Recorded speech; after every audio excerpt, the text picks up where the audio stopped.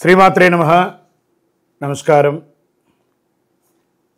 ఈ నెల జరగబోయే కొన్ని గ్రహాల యొక్క మార్పిడి గురించి మనం విశ్లేషించుకోవడానికి కోసం ఇప్పుడు వచ్చాం. జూలై 13వ తారీఖున శని వక్రగతి లేదా తిరోగమనం అంటారు. మరి ఈ శని వక్రగతి అంటే ఏంటి, దీనివల్ల వచ్చే లాభ నష్టాలు ఏంటి, ఏ రాశుల మీద ప్రభావం పడుతుంది, శని వక్రగతి ఎప్పుడు స్టార్ట్ అవుతుంది, ఎప్పుడు ముగుస్తుంది, వాటన్నిటిని మనం విశ్లేషించుకోబోతున్నాం. జూలై 13వ తారీఖున ఉదయం 9:36 మీనరాశిలో శనీశ్వరుడు తిరోగమన స్థితిలోకి వెళ్తున్నారు. 138 రోజులు ఈ కొన్ని రాశుల వారికంతా పట్టిందల్లా బంగారమని కూడా చెప్పచ్చు. నవంబర్ వరకు తిరోగమన గమనంలో ఉంటాడు. శని వక్రి లేదా శని తిరోగమనం అని పిలుస్తుంటారు కదా, అంటే ఏంటి అసలు ఆ శని వక్రీకరత ఏంటి అంటే భూమి దృక్కోణం నుండి శనిగ్రహం దాని కక్షలో వెనుకకు కదులుతూ ఉన్నట్టు అనమాట కనిపిస్తుంది. ఇది సంభవిస్తుంది. వేద జ్యోతిశాస్త్ర ప్రకారము వక్రి అనే పదం ఒక గ్రహం యొక్క స్పష్టమైన తిరోగమన కదలికను సూచిస్తుంది. అదే వక్రి అంటే. సరే, శని యొక్క వక్రగతి ఎన్ని రోజులు ఉంటుంది, ఎంతకాలం ఉంటుంది? జ్యోతిశాస్త్రంలో శనిగ్రహానికి గొప్ప దుష్కార్యకారకుడు అని ఒక పేరు కూడా ఉంది. శని ఈశ్వర శబ్దం కలిగిన వాడు. అన్ని దేవుళ్ళకి ఈశ్వర నామం రాలేదు, దీనికి శనేశ్వర. తర్వాత తిరుపతిలో ఉన్నటువంటి వెంకటేశ్వర, ఈశ్వర శబ్దం కలిగినటువంటి 2 దేవతలు కూడా చెప్పచ్చు. ఇది మనకు ముఖ్యమైనటువంటి జీవిత పాఠాలను బోధించే ఒక అద్భుతమైనటువంటి గ్రహం ఏదైనా ఉందంటే మనం ఎవరు అని క్లెన్స్ చేసి చూపించే ఒక అద్భుత గ్రహం శనిగ్రహం. సంవత్సరానికి ఒక్కసారి శని సుమారుగా 4.5 నెలలు తిరోగమనంలో ఉంటారు. నవగ్రహాల్లో శనీశ్వరుడికి విశేష స్థానం ఉంది. న్యాయదేవుడు, కర్మఫలదాత శనీశ్వరుడు జూలై 25లో తిరోగమనంలో వెళ్ళబోతున్నటువంటి సమయంలో అనేక రాశులపై ప్రభావం చూపిస్తుంది. వేగం, చురుకుదనం, క్రియాశీలత్వం పెరిగి చేష్టాబలం ఏర్పడుతుంది. నెమ్మదిగా ఆలస్యంగా ఇచ్చే ఫలితాలు అతి త్వరలో ఇవ్వడం కూడా జరుగుతుంది. తిరోగమనం ఈయనకి మందగమనం పేరు కదా, స్లోగా వెళ్తాడు కదా. అదే తిరోగమనంలో ఎలా వెళ్ళాడో అంతకు రెట్టింతలు స్పీడ్గా వచ్చి అనుగ్రహాన్ని ఇచ్చిపోతాడట. వాస్తవానికి 2025 సంవత్సరంలో మార్చి 29 శనీశ్వరుడు తన రాశిని మార్చుకున్నాడు. ఉగాది నుండి శనీశ్వరుడు కుంభరాశి నుండి మీనరాశిలోకి వచ్చాడు. శనీశ్వరుడు తిరోగమనం కొన్ని రాశులకి చెడుగు జరుగుతుందా, మరికొన్ని రాశులకు ప్రయోజనం జరుగుతుందా?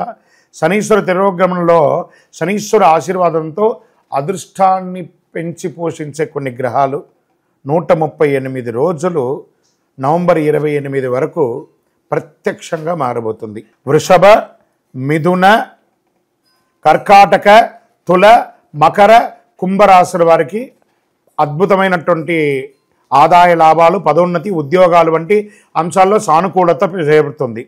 ఇందులో రాశి పరంగా ఒక్కొక్క రాశిగా మనం తీసుకుంటే కన్యారాశి వారికి ఈ యొక్క శని తిరోగమనం అనేటప్పటికీ వీరికి వచ్చేసి భగవత్కృపతో కాస్త నెగిటివ్స్ కనబడుతున్నాయి. జాగ్రత్త పడండి. ఆరోగ్యపరంగా కాస్త నెగిటివ్స్ కనబడుతున్నాయి, అంతేగాని మిగతా పరంగా, వ్యాపార పరంగా, మిగతా అన్ని గ్రహాలు మీకు అనుకూలంగా ఉంది కాబట్టి చాలా యోగంగా ఉన్నారు, అద్భుతంగా ఉంటారు మీరు కూడాను. విద్యార్థులకి ఇది ఒక మంచి సమయం కూడా చెప్పవచ్చు. శని తిరోగమనంలో విద్యార్థులకి మంచి విదేశీయ చదువు కోసం వెళ్ళే అవకాశాలు చాలా బాగా కనబడుతున్నాయి. శని వక్రగతి తిరోగమనంలో పాటించవలసినటువంటి కొన్ని పరిహారాలు. నవగ్రహాలు అన్ని కూడాను ఉన్నటువంటి ఒక దేవాలయంలో, ఏదో ఒక దేవాలయంలో నవగ్రహాలు ఉంటాయి. 9 నుండి 10:30 రావుకాలం ఉంటుంది శనివారాల్లో. ఆ సమయంలో ఒక 19 ప్రదక్షిణాలు చేయడం, మీ వయస్సు ఎంత ఉందో అన్ని నువ్వుల నూనెతో దీపం వెలిగించడం. మరి ఈ యొక్క శని తిరోగమనంలో వక్రగతిలో మంచి చెడు ఏ విధమైనటువంటి ఇబ్బందులు కలగకుండా ఇంకా కొంచెం మెరుగైనటువంటి అనుగ్రహం పొందడానికి అద్భుతమైనటువంటి ఒక కలిలో ఒక కల్పవృక్షం లాంటి ఒక అద్భుతమైనటువంటి ఈ యొక్క కరుంగాళి మాల, ఈ కరుంగాళి మాలను ధరించండి. 12 రాసుల వారు కూడా ధరించవచ్చు. ఇది ఒక అద్భుతమైనటువంటి ఒక మాల. ఈ మాల ధరించడం వల్ల గ్రహ దోషాలన్నీ తొలగిపోతాయి. ఏ విధమైనటువంటి నెగిటివ్ వైబ్స్ ఉన్నా కూడా తొలగిపోతుంది, ఆరోగ్యం చక్కబడుతుంది. ఈరోజు ఎందుకు చాలామంది గమనించండి, సెలబ్రిటీస్ అంతా ఈ మాలని వెతుక్కొని మరీ వేసుకుంటున్నారు. అలాంటి ఈ మాలను మన యొక్క దేవాలయంలో అయ్యప్ప స్వామి 18 అవతారముల దేవాలయం తిరుపతి జీవకొండలో 48 రోజులు పూజ చేసి సుదర్శన చండీ హోమాదులు చేసి దీనికి సంపుటి చేసి ల్యాబ్ టెస్ట్ మరీ చేసి అందిస్తున్నాం. మీరేం చేస్తారు, ఈ గ్రహలో ఉన్నటువంటి ప్రతి ఒక్కరు కూడా మాల ధరించండి. ఆ మాల యొక్క మంత్రాన్ని కూడా ఇస్తాం, మంత్రాన్ని కూడా జపం చేయండి. ఒక ఫోన్ అంటే దానికి ఎలా చార్జర్ ఇస్తారో అలాగే మనం దీన్ని పూజ చేసినా మనం ఒక మంత్రం ఇస్తాం, ఆ మంత్రంతో జపం చేయండి. శని భగవాను యొక్క సంపూర్ణమైనటువంటి అనుగ్రహం పొందండి.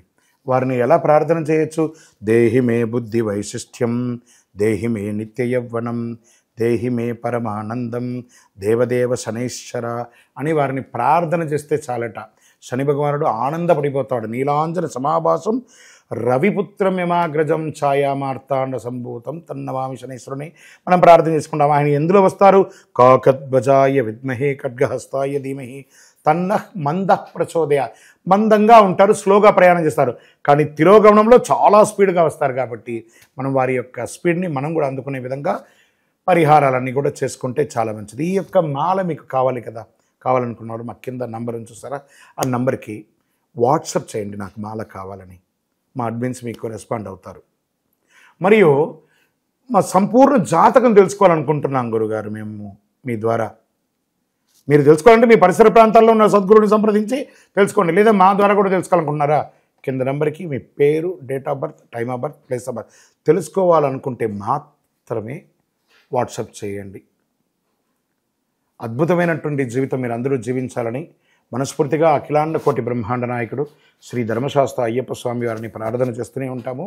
మీరు తిరుపతికి వచ్చినప్పుడు మన అయ్యప్ప స్వామి వారి 18 అవతారముల దేవాలయం జీవకోన అనే ఒక ప్రాంతంలో ఉంటుంది. రైల్వే స్టేషన్ బస్టాండ్ నుండి ఒక 3 కిలోమీటర్ల దూరంలో వచ్చి దర్శనం చేసుకోండి. ప్రపంచంలో ఎక్కడా లేదు 18 అవతారాలతో దేవాలయం.